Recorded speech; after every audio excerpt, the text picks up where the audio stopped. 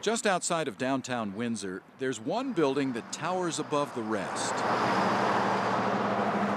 Built at the turn of the century, the Windsor Mill used to be the center of town. This was their primary marketplace for the farmers in the Windsor area to sell the crops that they produced.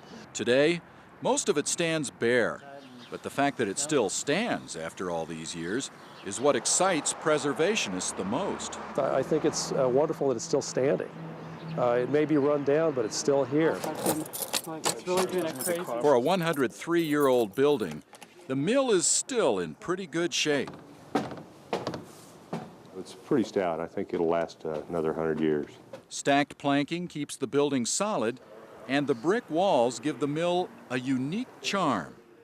Look closely and you can see the signatures of the carpenters who built the Windsor Mill more than a century ago.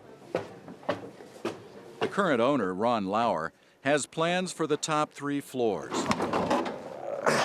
Possibly a pool hall or some lofts. He uses the first floor to house his billiard shop.